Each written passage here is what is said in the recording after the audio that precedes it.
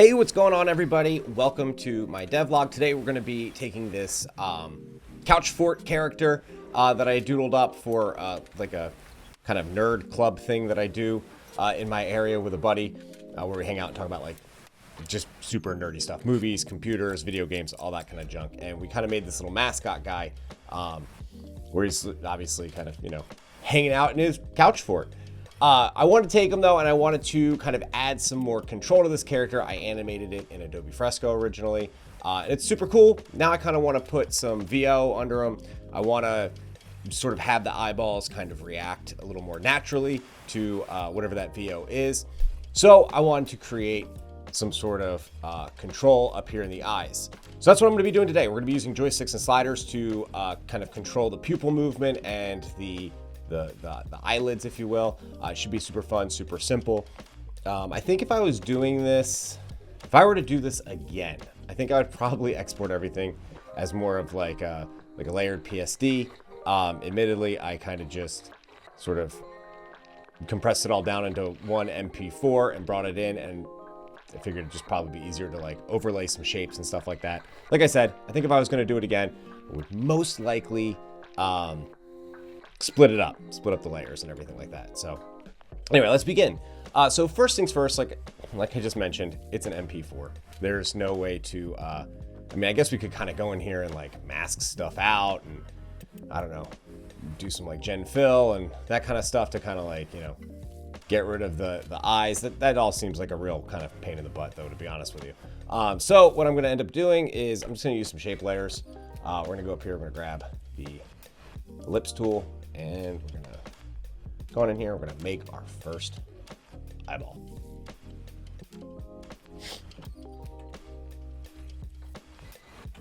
Sweet. Now again, I'm using After Effects to do this today. The reason for that, like I said, I wanted to use joysticks and sliders to kind of create some kind of a little more control over the pupils. And I'll show everybody how we're gonna do that. It should be fairly simple. Admittedly, I always forget what you set, like position markers with joysticks and sliders, and then you kind of select all your keyframes and then you link them together and you click there's a button over here, this thing, to create your joystick, and you can see there's a pop-up to create your joystick. I always forget though what the coordinates are, like which. But you'll see what I mean. Which ones go first? Left, right, up, or down? So we're just gonna do our best to match this up. And let's grab all of our colors real quick and make sure the stroke is right, because when I create my work, I don't actually use like a true black. I use sort of this kind of like gray tone, as you can see here. The hex code's 1A, 1A, 1A. I don't know, I always kind of like that it's not like, it's kind of like more of like a really super dark gray.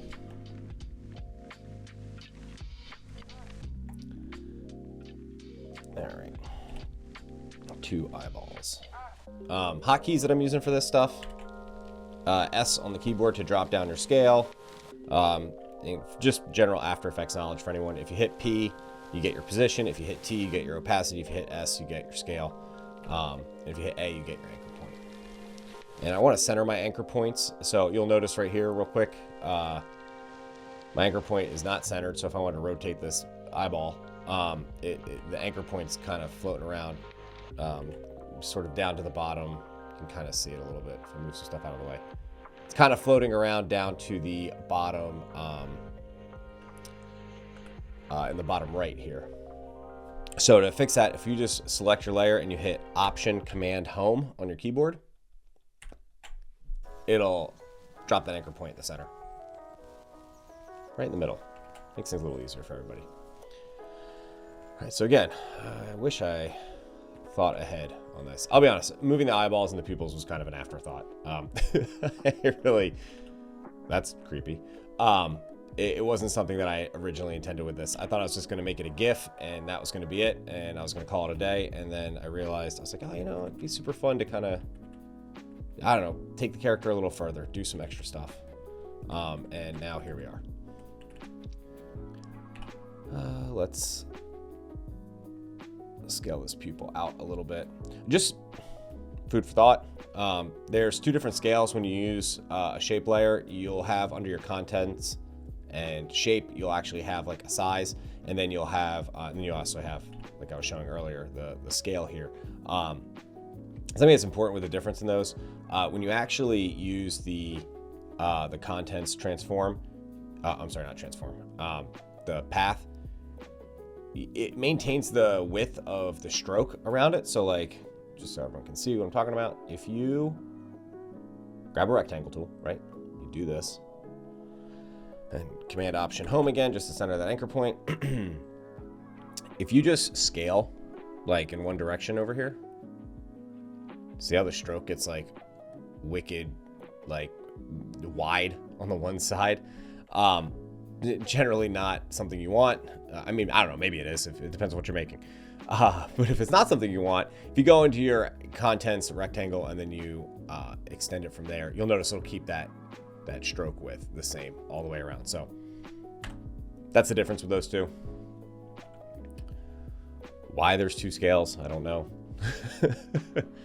So you have options. Okay, great. So we have our eyeballs. Let's pre-comp these just to make life a little easier for us. Pre-comp, we're gonna call them eyes. Cool. We'll put our pre-comp, our eyes in our pre-comp folder. Drop that down. Just so everyone knows my comp settings here, I'm working in 4K, 12 frames per second.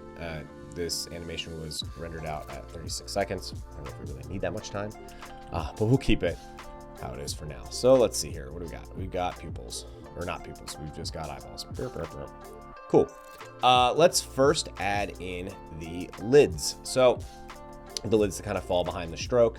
Just to make life a little bit easier for us, we will duplicate these, and we are going to remove the fill. So we have a stroke.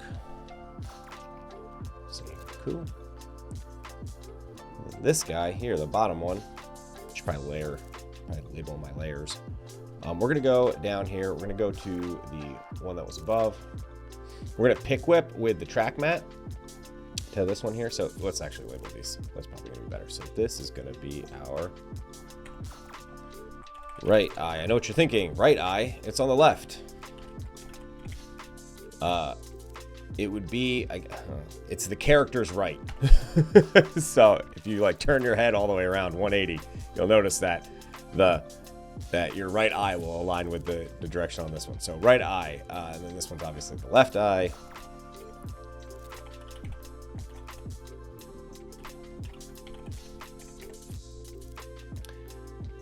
And then this is the stroke.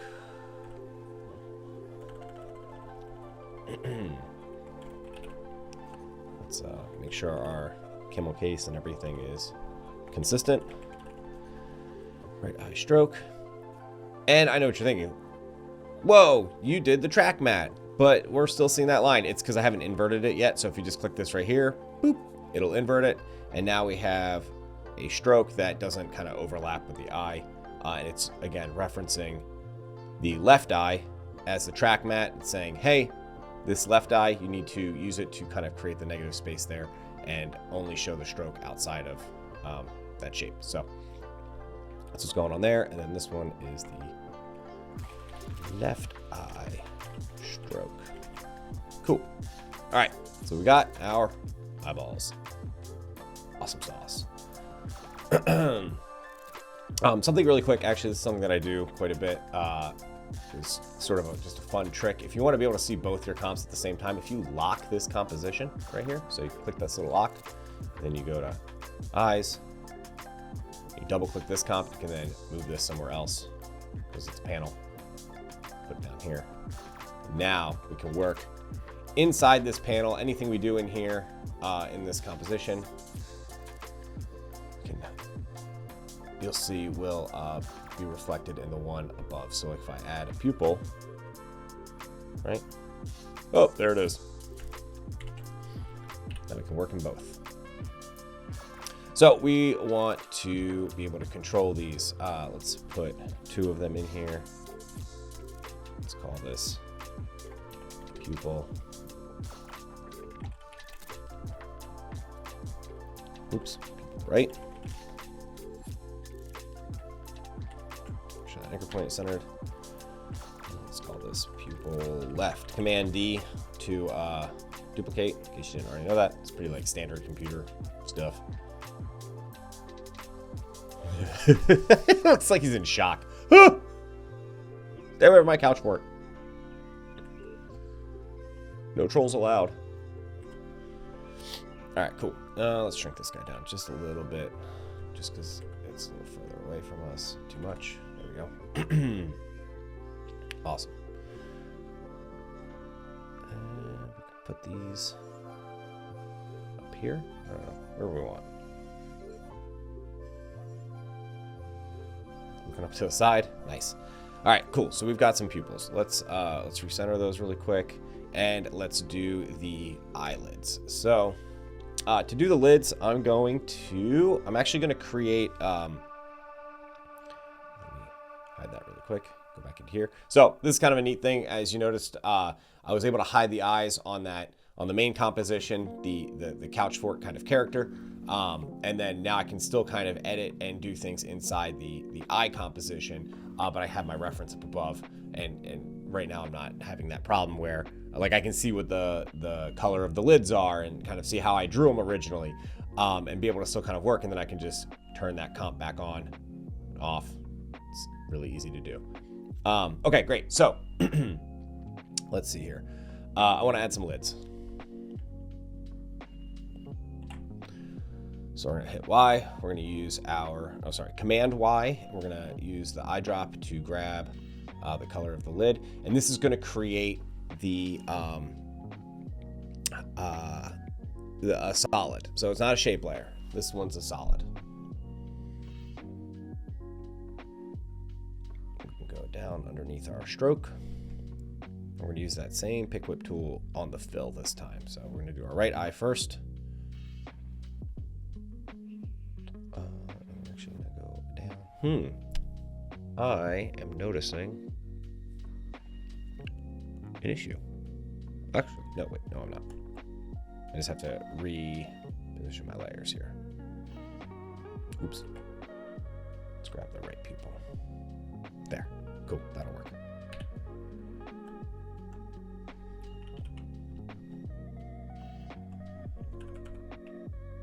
Sweet. So, as you'll notice, the original eye kind of has sort of this like a little curvature to it. Something we're not getting with the solid. That's okay. I'm going to try to figure this out on the fly because I didn't think this part through. So I'm going to use a bulge effect on an adjustment layer. There's probably an easier way to do this, but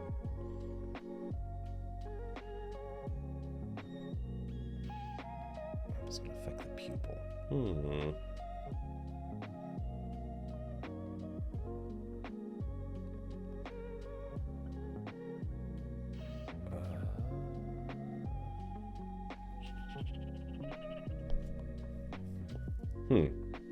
Okay. I don't think this is going to work, actually, in my original plan. Oops. We're going to go Plan B.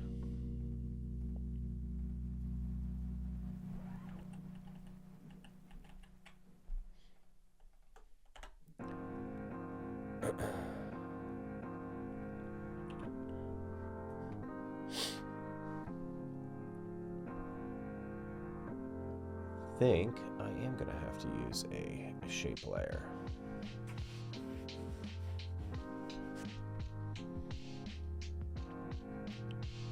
Half stroke. Cool.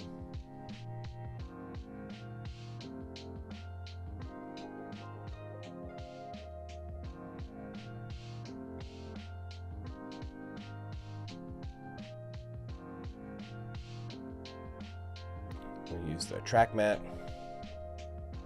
Cool. Turn that layer back on. All right, that's sort of working better. Let's see, right.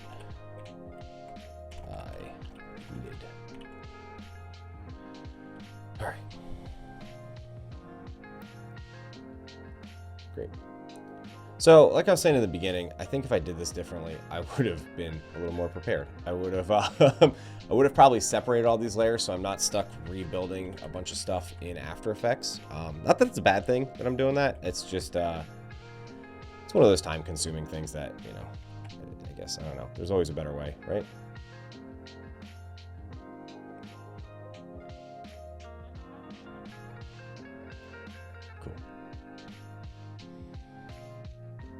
And let's just see if we move this here. Awesome. Make cross-eyed. I am going to take this pupil left and I'm going to move it down underneath the left eye stroke, and I am going to map it with the track mat to the left eye fill. I'm sure at this point you have figured out where we're going with this. That's just so that it doesn't, you know, float the eyeball off screen if we really wanted to. And let's take this lid, let's duplicate it. Let's go back up here underneath, or above the pupil, underneath the stroke, and let's pick whip this to, you guessed it, the left eye fill. I should also, let's relabel this. While relabeling is nice, does help to color code things. So all left is going to be red, all right be blue. Let's see here. Okay, cool. Let's move that down. There. Okay, great.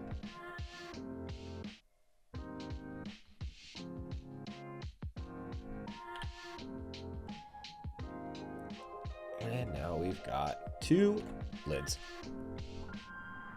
The left one's a little higher than the original art. I guess it's not like, doesn't matter. Let's try to get it. Let's try to get it as close as I can. Yeah, looks better. All right, great. Now we've got these really silly cross-eyed eyeballs. It's really funny. It's funny looking. All right, cool. So, great. All right, a little couch for a guy. Now we can actually do the fun part. The whole reason we're here. The, you know, animating with joysticks and sliders. So let's turn off the eyelids. We just put so much work into making, so we can just hide them. You know. Let's grab the pupils and let's set up their center position. So probably want them to kind of be a little bit more. I don't know if I want them to be all the way over there. Yeah, let's put it right in the middle.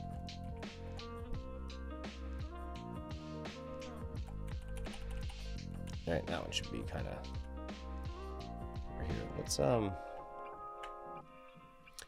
Let's use. I don't know why my voice just broke like going through puberty again.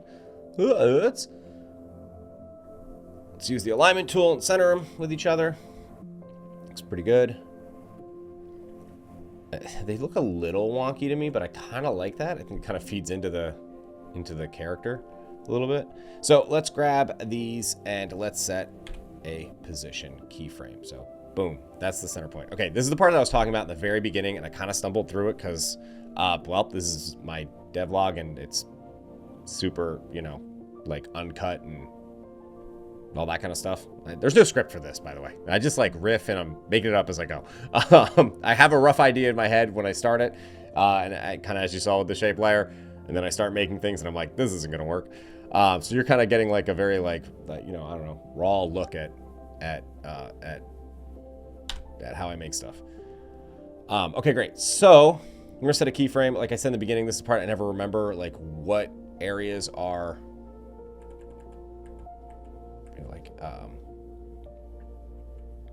Like you'll see. I don't know how to describe this, so I'm just gonna do it, and then we'll figure it out as we go. So we're gonna set a bunch of keyframes. We've got this keyframe here. That's the center position. We're gonna go up. Let's move this this pupil up a little higher, so that it kind of works. I also notice that this guy here needs a track mat, so we're gonna go on the right eye fill there, just so that doesn't get cut off. Let's go all the way up, and let's do that one. Great. Okay, so we've got these two positions. We're gonna have to set, I think it's 5 total. So we're gonna go here. We're gonna grab this keyframe. We're gonna go back to the beginning, copy paste, Command C, Command V, and then we're gonna go again, right or left. All right, I'm just gonna set some keyframes because I keep being like, I don't know what I'm doing here, and I'm realizing as I'm saying that none of you know what I'm even talking about, what I'm confused by.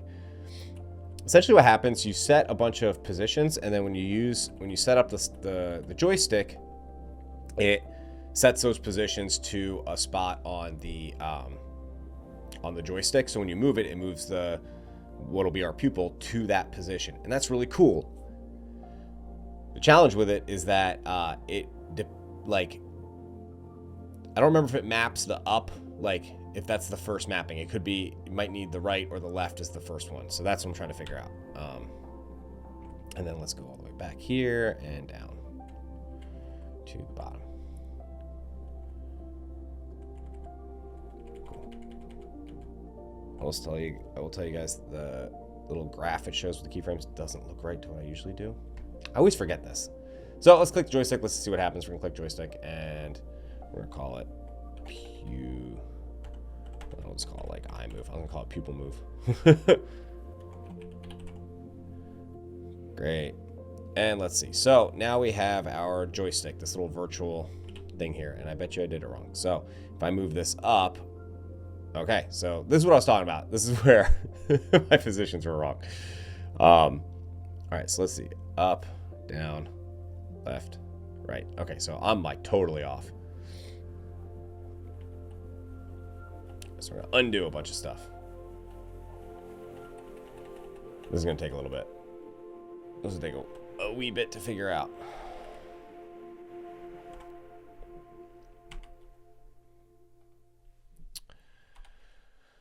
All right. What did I say? Left. By the way, page up, page down. Those are your hotkeys to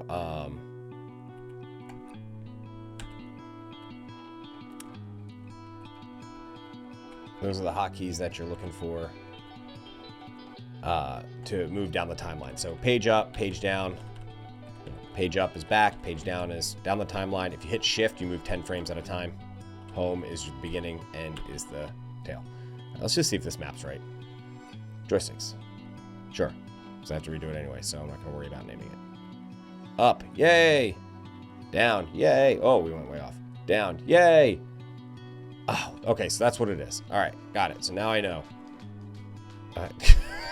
I forget already what I did. All right, great. So let's get this right. All right, cool. So we're gonna reverse. Okay, so it needs to look like a 4. that's what I took away from this. Let's see. J and K lets you jump to keyframes, so that's what I'm hitting here. I can also do page up, page down because it's only 1 frame apart. Sorry if you guys heard a little hit just now. I hit my microphone by accident. So again, if you didn't hear me, J and K move from keyframes. Page up, page down, move down the timeline. So we're all in the center position. Okay, so we got to do right first, left second, up, down. Got it.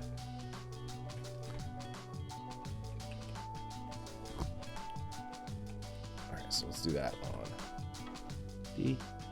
Oops. Let's do that on the left pupil or the right pupil.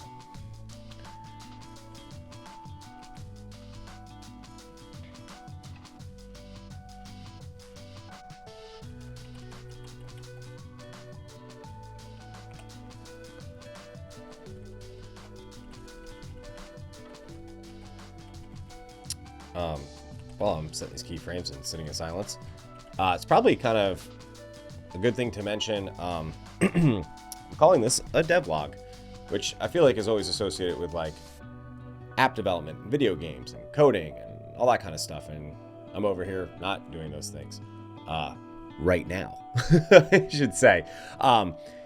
I call it that because there is a level of coding that goes on with these. We can talk about expressions. I might add some in this. I haven't decided yet as we're kind of going about it, but here on my channel, there probably will be moments where, you know, I work a lot with like extend script for expressions in After Effects. I've also started to dabble a lot with Python. I've started messing with Godot for game development, that kind of thing. So I kind of hope to share all that stuff with everybody as I kind of go along.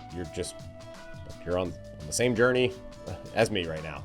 So there will be some coding and that kind of stuff. I in my world, computer programming and art, they're one and the same. So I feel, as much as I feel like a digital artist, I also kind of feel a little bit like a developer. I'm always hesitant to say that because I don't really consider myself to be a proper developer, but my friends say I am. So here we are. All right, great. So we've got our eyeballs. We've got our joystick. Let's see what it does. Oh, look at that. Yeah, they're moving around. Oh, yeah. Cool. We can look all over the screen. Great. Cool. Okay, so here's how this is working in case you're curious. Oh, actually, we just talked about code and expressions and development. Joysticks Sliders is a plugin you get from AE. You can get from AE Scripts. It's pretty cool. It does all the expressions and stuff for you when you hit the little buttons over here. But you'll see if you actually go into your into what I call the eyeball controller, the joystick part, duplicate it. You'll notice there's some expressions that are here. There's also some expressions here. And these things basically are kind of mapping all those positions that we set up on the pupils to, oops, I'll get rid of the code. It's mapping these expressions and all this kind of stuff. And you can go in here, like, you know, if you're super savvy with extend script and whatever, you can go in here and tweak things if you really want. You can type all type of stuff. You can, you know, I don't know, leave yourself a little message. Hello. And, there you go. So there's some coding for you. Look at that. Anyway, it's always nice because, like I said, this tool kind of, you could do that yourself if you really wanted to, or you could just get Joysticks and Sliders, and this is a nice little plug for them. You could just get yourself Joysticks and Sliders and let the buttons do it for you. Plugins are good. They help you out. I will say, if you're new to After Effects and you're just starting out, highly recommend not using plugins. It's best to learn the software first, you know. And then, you know, you can start to get plugins to kind of make life easier for yourself later on. One of the cool things really quick about this I want to mention that I like, you could, if you really wanted to create some kind of cool social post or show your work kind of situation, you could totally sit here and, like, you could change this up. You could, you know, use the same colors from your artwork and, you know, I don't know, maybe you don't want a rectangle path at all. You want like a circle, which actually maybe we will do. That'd be kind of, you know, because we're like working with an eyeball. Look at that. And it's still, you can still use your joystick as intended. You know what? Let's make a cool control. Why? Because we're here. Now I want to. Let's see. Let's grab the stroke. Great. And let's grab the color of the blanket. This is like, this totally doesn't affect anything that I'm trying to create. I'm literally just doing this because I want to. That's what's happening here. And let's get a stroke.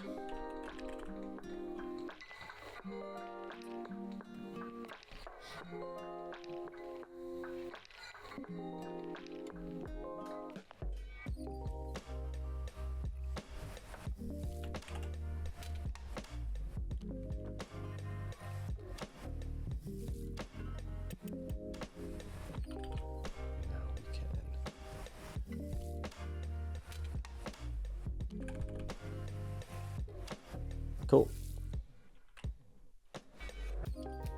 Oops. All right, cool. And I inadvertently made a nipple. Sweet. So now we can move this around. And we can actually, oh, there is a scale expression on this. I actually don't know if this affects anything. Now I'm curious. Does it? Nope. It's just there.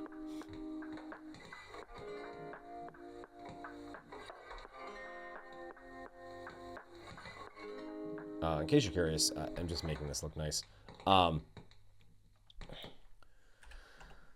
So what I just clicked. If you do this, I always forget what this is called, so we're going to hover over it. Collapse transformation. No, yes, collapse transformation. You'll notice here it's really pixelated and it looks kind of weird. In After Effects, if you click that, it basically, this is treating it like a rastered image. Like I basically have scaled up the, I've scaled the shape layer from 100 to 200. So it's going to be all blurry. But if you collapse transformation, it'll look at it as if it's like a vector image, essentially, so that, you know, it kind of keeps everything clean. It's really handy if you have like a lot of nested, comps, if you want to like see what's going on the other side. Like great example here. Let's say that let's see if this actually work. So I have a shape layer that kind of goes off the side here, right? We go back over here and like, there it is. And let's move our shapes over, right? And, or I'm sorry, our pre-comp over. And you're like, oh, it's cut off. What the heck? If you hit collapse transformation, there it is. It kind of peers through and we'll see that shape, you know, on the other side. So that's what that does. It's really handy for that kind of stuff. Like I said, if you have like comps inside comps inside comps. All right, so our eyeballs are kind of looking over to the side here. It's super cool. I like where we're going. Now, I think when I animate this, I am going to probably, oh, you know what I'm realizing right now in this moment? We need to animate the eyelids. The eyelid come up. Let's make that happen. Before we go into all the other stuff. Lids. So we're just going to animate the bottom lids for right now. I don't think it's worth doing a whole bunch of stuff. Let's see. If we take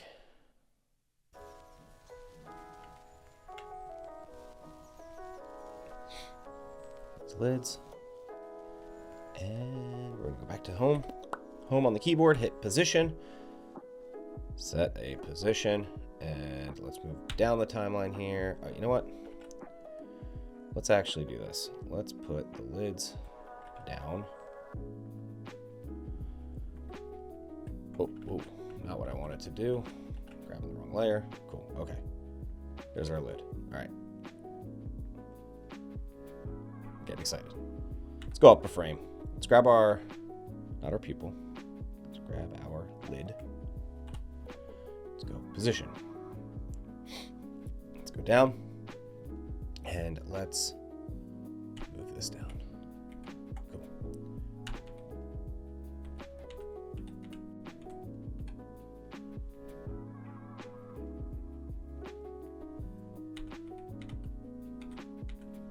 Great. Let's also change the color of our controls to yellow. All right, so we have two positions for the lids. Let's grab these, and now we're going to click on, see where's the slider here? We're going to click that. We're going to do create UI slider. There are some sliders from your slider control null or null itself to make a UI slider. Oh, I have to select some? What are you talking about? Didn't I do that? Oh, I'm sorry. That's to create a UI slider. We don't actually have a slider. Okay, so just so we can review. What this is saying is basically telling me, hey, you have to select a slider. I've selected a bunch of keyframes. They're not sliders. We haven't actually created the slider yet to control this motion. So what we have to do here is if you, on this tool, if we click the correct area, ooh, that's a tongue twister, slider tools, and we hit this, create new slider, we say lids, okay. Now we have a slider. You'll see it up here in the effects. And if we move it up, oh, there they are. Ta-da! Great. This is something you could create yourself. And here's how you would do it. So let's go back really quick. What you could do is you could create a null. And you could grab a slider. Right? Go here. And you could go in here and here, let me just we'll create a different shape just for the sake of tutorial, right? And let's say we wanted to move this shape's position with the slider. Oh, here we go, a little bit of code for everybody. Let's go down, let's scroll down, let's get our slider control. you're gonna hit Option on the keyboard, and then click the little stopwatch, right? So Option, click the stopwatch. That creates this sort of expression window here. And what you would end up doing to move it along here is you would kind of basically tell it that you're on the position. So you'd be saying, hey, I want this position to equal the whatever the slider is. And you could honestly just simply do this. And when you click off of this, it's gonna like jump it to somewhere else on the screen. See, oh, where'd it go? You know, it positioned it at 0, 0 because that's what this slider is. And then if you use this, you could, you know, move it around on the screen. And then you could obviously change up, you know, all of these kind of this temp controls, it's like 1080, and it'll put it into a different position and move it, and you can move it along that line. Now you're basically moving it across just the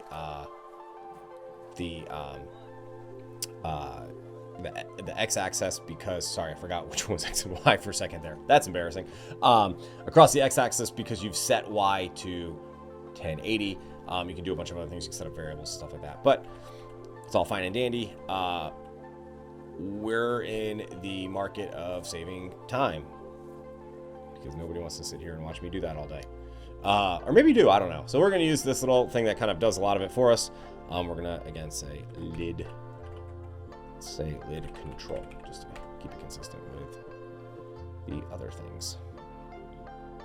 We don't need that anymore. Great. Our lids come up, they come down. Awesome. Okay, let's label this. Let's make this aqua. Right. Cool.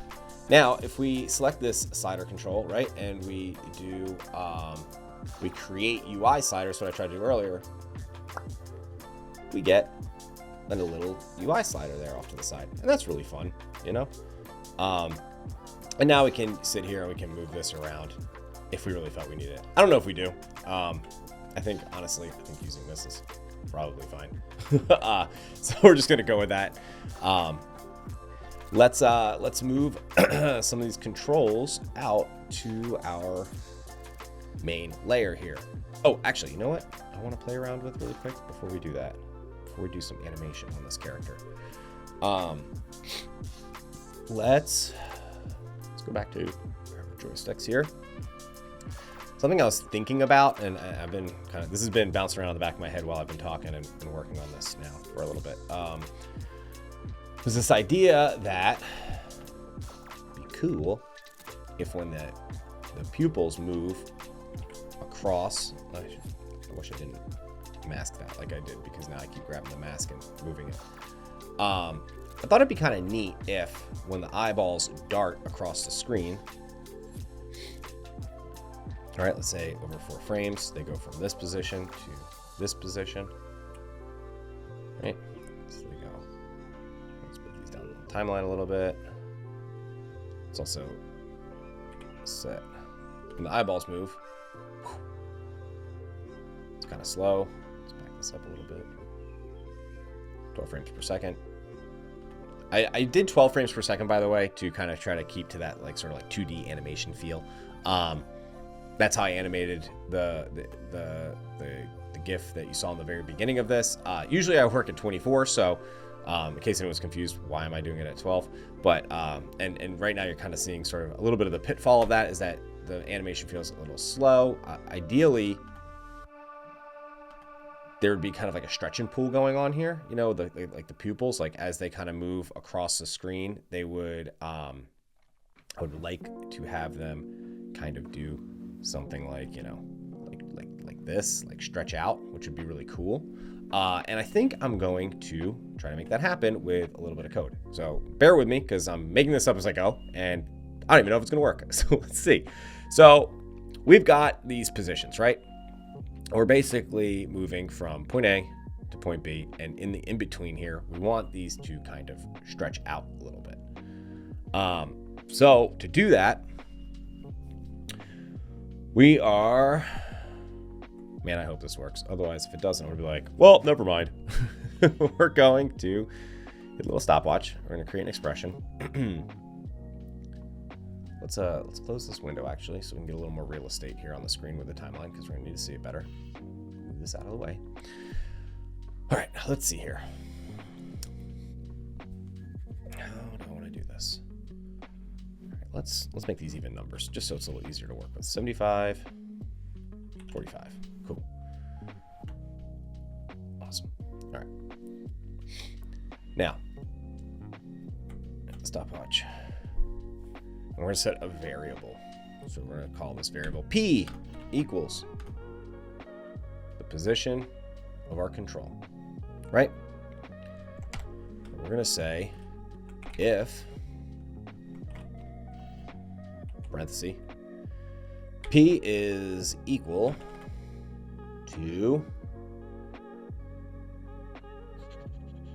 wait, hold on. Basically I want to say if P is at its current, if the position is comp layer eyeball control. So what I want to say is if P is equal to where it currently is now, it should be 75, 45. Let's just kind of set this up a little bit. 45. Actually, you know what? Let's set this to 0. Okay, so it's dead center. So there we go. P is equal to 0. If P is equal to 0, break this expression. Okay. P equals this comp's position. Why is it not working?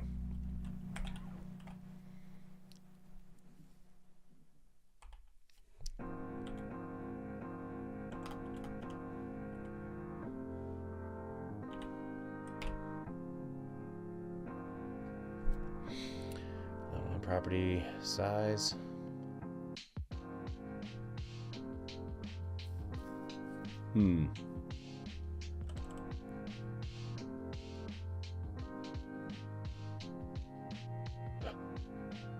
Oh, I see. All right, so I've basically set the scale. Okay, I see. I set the scale of this by accident to the position. So what I want to do is scale is equal to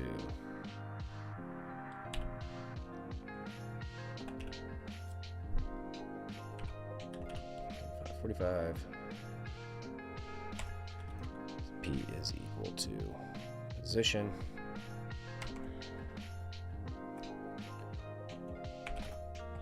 Let's see if P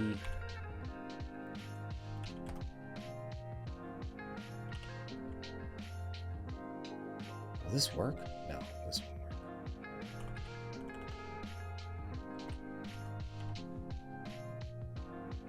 work. Womp. Totally did not plan for this part or practice it, so bear with me here.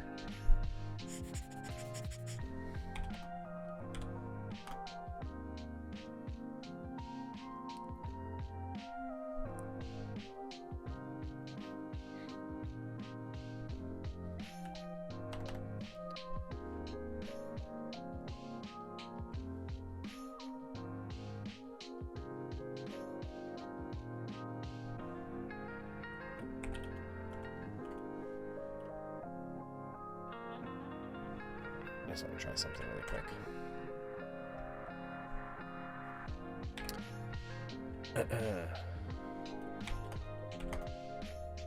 P is equal to the position here.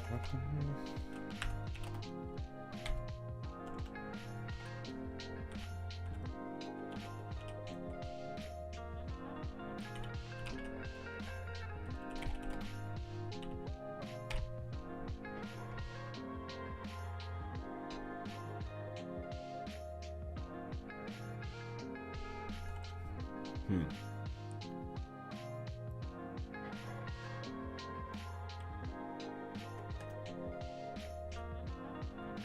is greater than 0. Make it 100. Else, let's just see real fast.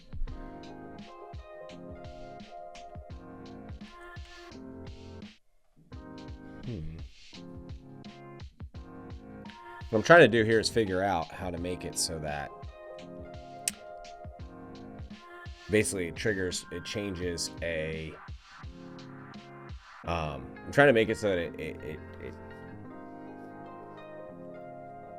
it changes one of the properties whenever the position of the joystick moves. So I'm trying to figure out.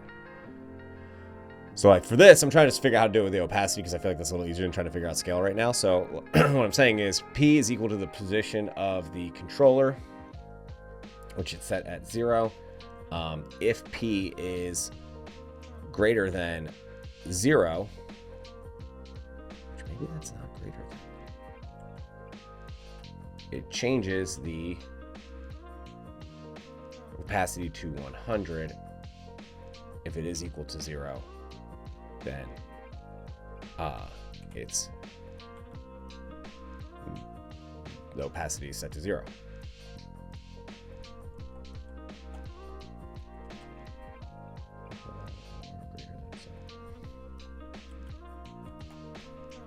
I'm also wondering now if this has to do with the fact that the position is not separated.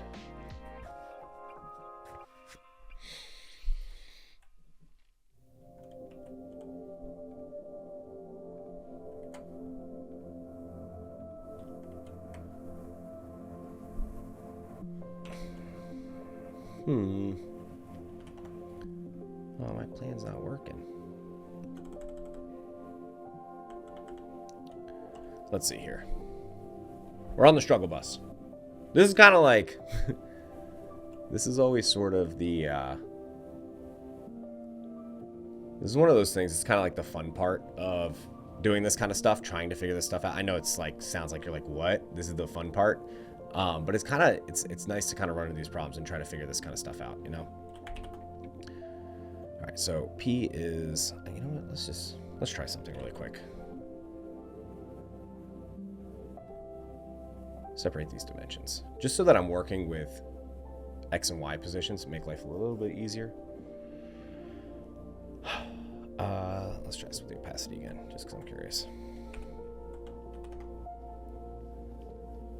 Let's do X is equal to position X. Right? Cool. All right. So now I've got it where it's at 0. If it goes up, you'll notice the opacity increases to, you know, until you reach 100, which is awesome. But we want to tell it if X is equal. Nope. If X is greater than 0, 100, else 0. And if I go up, yeah, it turns it on. Okay, great. So separating the dimensions is making life a little bit easier here. All right, so let's go back to our pupil's shape. Cool. Okay, great. Now we're figuring things out. Has the struggle bus reached its stop? Let's find out. Okay, so with the size, we know it's gonna be 75, 45. We're gonna hit Option, click this guy. We're gonna go X equals position, and there's definitely a better way to set this up. I'm sure if you know a better way, you're an After Effects artist, you want to leave it in the comments, please do. Right now we're going to work with just the X position. We can also work with the Y position. It actually might work out to my advantage now that I'm thinking ahead, because I can actually I could scale it in 2 different directions and not worry about trying to constantly separate X and Y. I can just do it with 2 different controls. And then I can add a null to this layer so that I only have 1 item that I need to move around on the screen. And I'll talk about how to do that in a minute. All right, let's finish this up first. So what we're going to tell it now is if, I hope this works, if, oh wait, let's do this. Yeah. If X is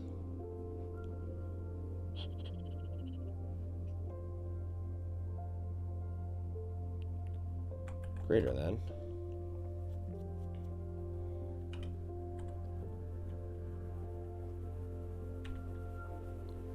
zero,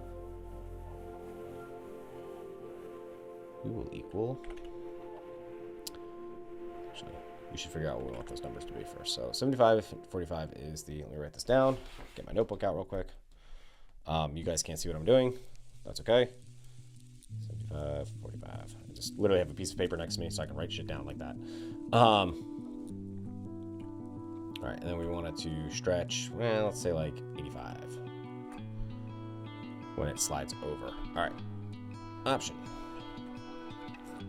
X equals that. We're going to go to 90.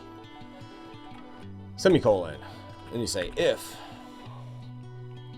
x is greater than 0, this should equal 90, 45. Else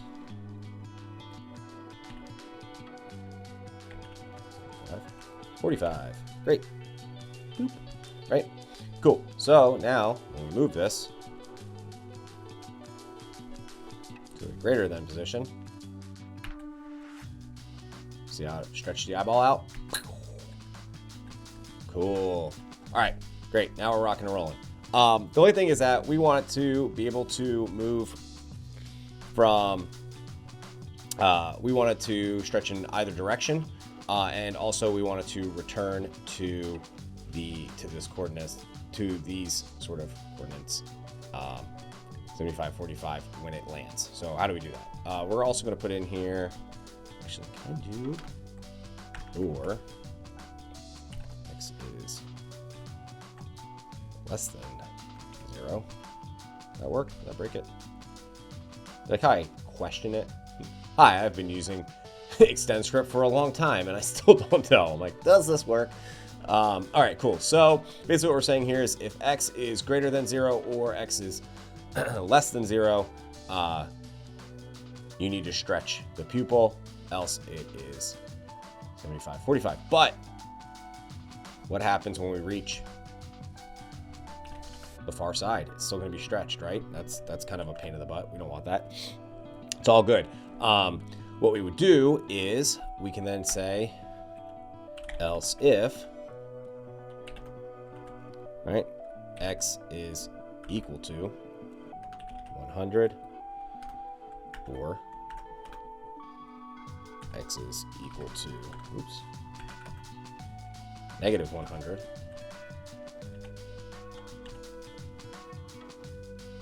$75, $45. That didn't work.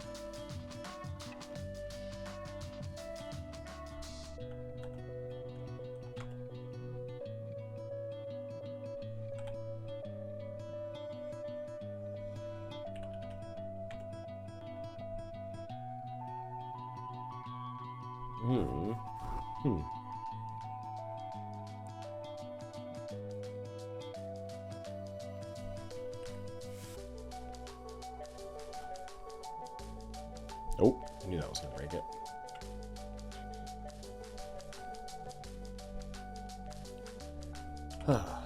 See, always running into stuff. I thought that would work.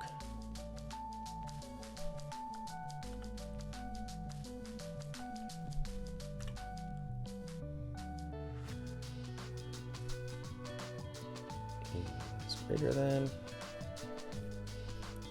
Why don't I just keep this going? I actually never tried to do it this way.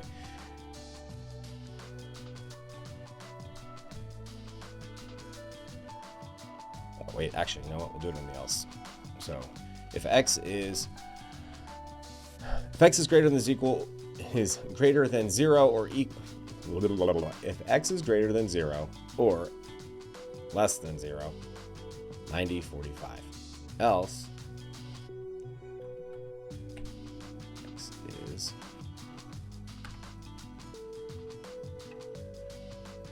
equal to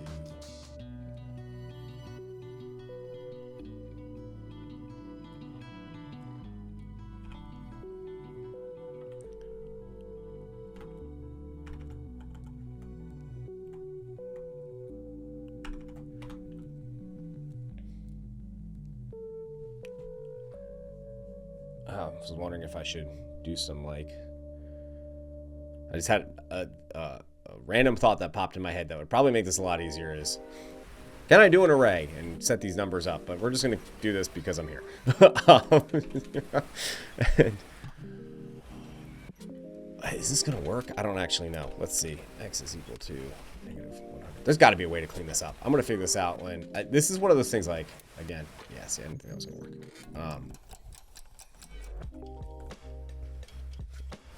I legitimately did not plan for this part, so bear with me.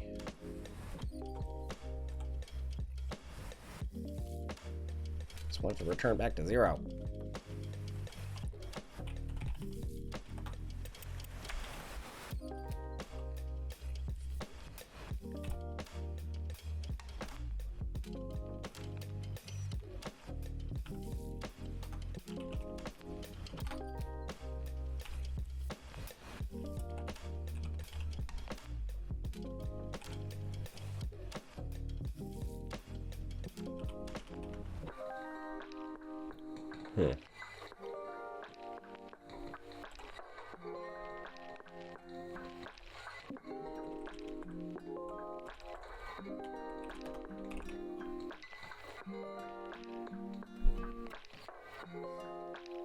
Why don't you want to do this?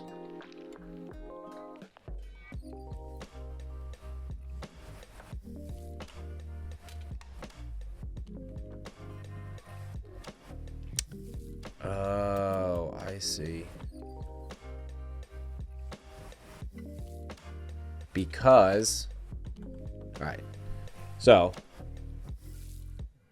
the reason why it won't return to 0 or back to its original position, 75, 45, is because it's always less than or greater than 0. So even though, okay, I get it.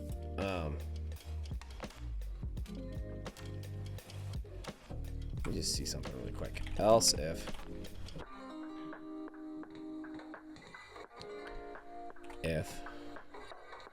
x is equal to -100,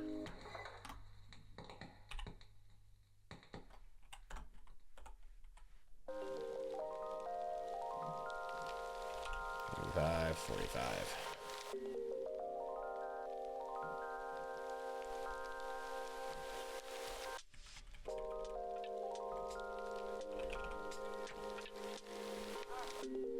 That was the issue. That's what was wrong. Okay, now that I understand, I can actually explain it to everybody. So here's what happened. I had this backwards.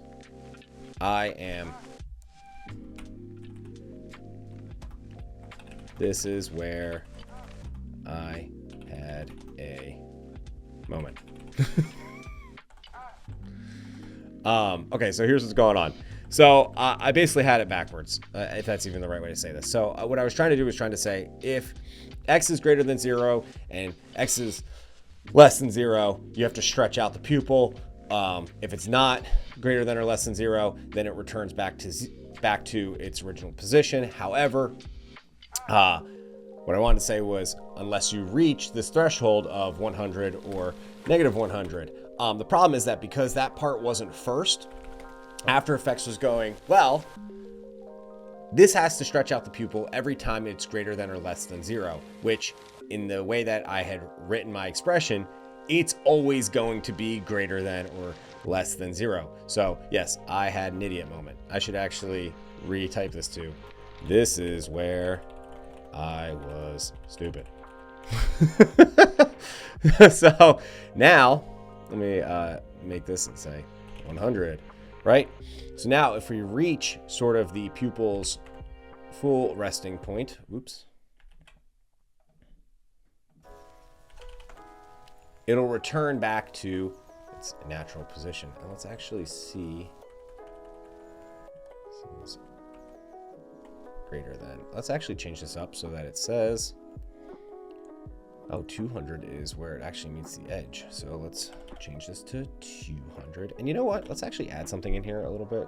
Something a little bit different because if we go past 200, it'll stretch it out. So we're going to say if it's equal to or, always mess this up, less than. I need you to know, anytime I do greater than or less than, I always have to hold my hand up in the air to do like the, make the loser sign with your left hand to see which way it's supposed to go. I have done this my whole life. I am 34 years old and I still can't remember. All right, cool. So now, great. Now they should be able to snap. And let's bump this up a little bit. I think they need to stretch more. So let's go 100, right? Cool. So now we set some keyframes here. Boy, that was a struggle. I blew like 15 minutes trying to figure that out. No, more than that. Like 20 minutes trying to figure that out. Again, it's kind of the point of this, though. That's why how do I put this? I don't like polished things. Like, that's a weird way to say that. I think it helps for everyone to see the struggles because the reality is, if you're an animator, just like a motion graphics artist, a developer, someone who just really likes code and all that kind of junk, these are real things. These people struggle with this stuff. It's not easy. And as you can tell, I blew up my code just now. Why did that not work?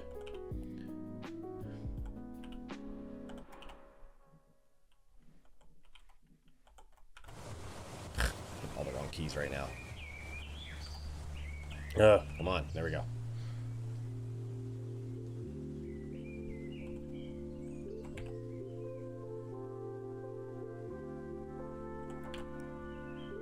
Okay, I had it inverted.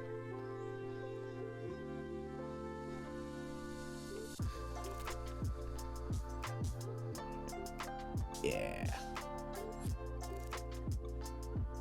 Let's go to 200. So now if we go past the 200 mark, basically all I did to revise this was I said, and 100 feels a little bit aggressive. Let's change that to 95. If X is, just to review this whole thing here. Now I'm not a stoop anymore. There we go. If X is less than or equal to negative 200, or X is greater than or equal to 200, 75, 45, it's resting position. Else, if X is greater than or less than 0, you need to stretch out the pupil. And then finally, if none of these things are happening ever, it's just always 75, 45 for the scale. So now we kind of get this little like darting sort of effect on that one pupil. We have to now apply the same expression to the other pupil. Oh no, what's going to happen? No, I'm just kidding. We're just gonna copy paste. For anyone that's curious though, really quick, just this is kind of a good little trick. If you right click on your property and you hit copy expression only, it's kind of cool. You can copy the expression only and you can go up here, you can paste it. And it didn't work. Why did that not work? Let's see here. What's going on here? After Effects, make my life hard. Oh, it did. Cool. Okay, yeah, we're good. There we go. Copy and paste. So, pew, now it kind of darts. And that's kind of a fun little animation. We can go here, let's say like 3 frames, and we can just kind of have it. Boom. And that feels a little bit more, that feels kind of, I don't know, it's got more energy to it. Cool. So, we're approaching an hour now of this sort of like devlog tutorial, so I'm going to kind of wrap this thing up. What I'm probably going to do, next, and I don't know, I could do another one on this or talk about it, or maybe I'll do like a short or something. What I would probably do next now is add in another expression for the y-axis. So, you know what? We can kind of just, since we kind of got the formula now, I can kind of show you what I'm talking about. I would do like y equals, and I would get the position of the y-axis here, and that would become a variable. And then I would go down and basically add in a whole new kind of like function, if you will, like if, and it'd be basically sort of similar to what you're seeing here. The difference is I would swap out, like, anywhere where you see X, it would probably say, like, Y, you know? And it would basically act the same way, and if you move the Y axis, it would stretch out the pupil and perform basically a very similar function to what's going on up in here. Yes, it did not actually stretch the pupil just now. I'm going to call myself out on that. I'd have to finish up the expression.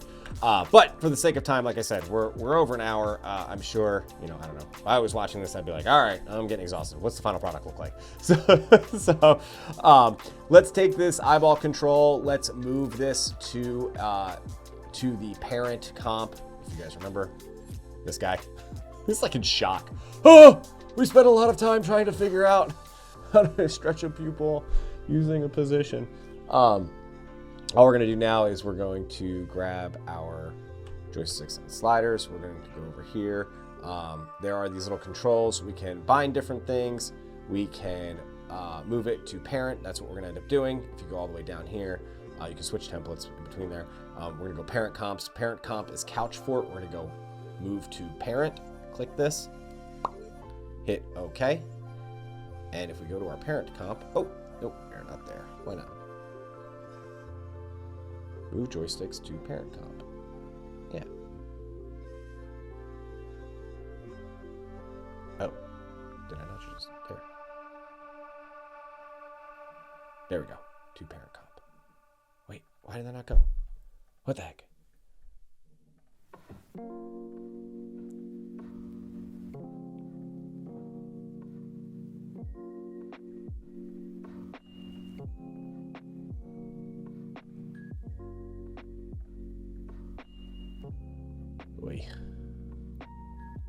Don't know why that's not working.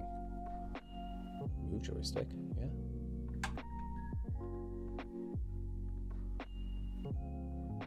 Let's see, does it tell me something? Connects your slider null and duplicates to the parent composition. If your slider null is connected to the UI slider, you must delete them first. Wait, what? Your slider null is connected to, oh, I see. But it's not, so.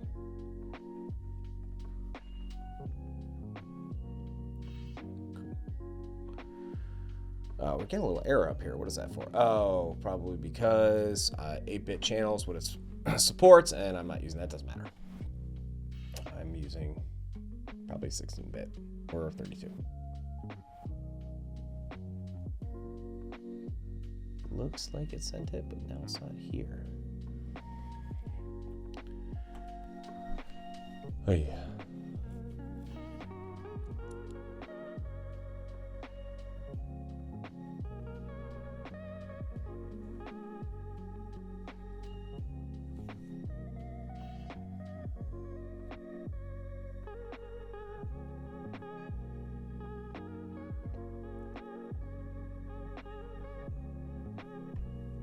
Huh. Interesting. I'm not sure why that's not working. Usually you just click it and it sends it over to the parent. Could it be because I have keyframes? Could that be why? Is that a thing? Interesting. All right, well, we're gonna do this manually then. I don't want to do this. Well, what we could do is, so I want to be able to animate out of here, so not a problem. We can add a null. All right, position.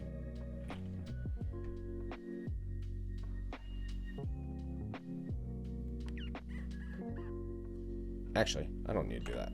Remember the old trick from the very beginning? Step in, take this and move this out of the way. We don't need this much real estate for the timeline anymore. Cool. So let's say now that, like, if we wanted to animate a couple positions here, we could move our eyeballs over. Feels kind of like a darts. 1, 2, 3. I like that. I like the 3-frame kind of animation here, and then we'll go back to the far side.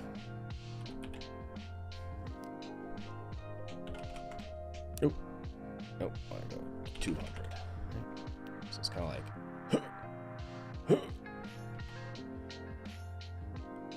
so comes off slightly paranoid.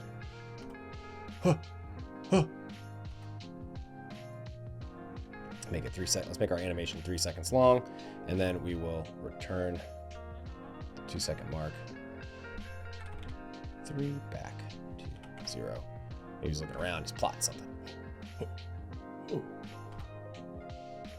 Yeah, let's extend this a little more.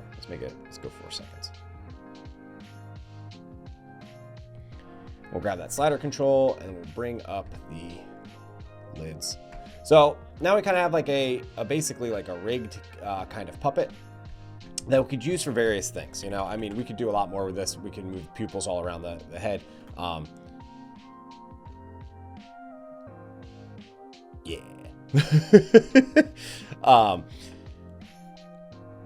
We can move the pupils and everything all around the head, around the eyes. Like I said, I think if I was going to keep going with this, I would probably do a little bit more with it, where I would end up stretching the pupil up into to do like things like eye rolls and all that kind of stuff. I would also, as we're kind of wrapping up here, I would also add in probably here. Let's close this out so we can kind of see this full scene. Something else that I would probably do with this is I would add in a, since we separated those two positions here, I would add in a null here, and I would connect the null sort of to the control origin. I would then connect my null here into the center. I would also then connect the pupil control up to that null, and then I would have this control so that I could kind of move that around, so that I could move both positions without, I can move kind of both positions with one control, but still have them separated, so I would map all those expressions to the different pupils and that kind of stuff. So those are some things that I would probably do to kind of like keep this guy going and sort of, I don't know, enhance it a little bit. And now we can kind of see we have sort of our little couch fort character here. Doing computer things. Kind of a fun little animation. I hope you guys enjoyed this. You know, like I said, these are really fun. I like doing these. It's one of those things that it's like I said in the beginning or halfway through, whenever, I don't know. It's supposed to be rough. This shouldn't be good. We're all kind of learning together. It's fun to kind of make these little side projects and have some fun along the way. So I hope you all got something out of it. I hope you learned something. And yeah, I look forward to doing more devlogs. Please let me know in the comments what you think. Subscribe, do all that kind of stuff. If this is your first time checking some stuff out on my channel. If this is your first time on my channel, welcome. I hope my fumblingness didn't deter you from subscribing and checking out more of my stuff.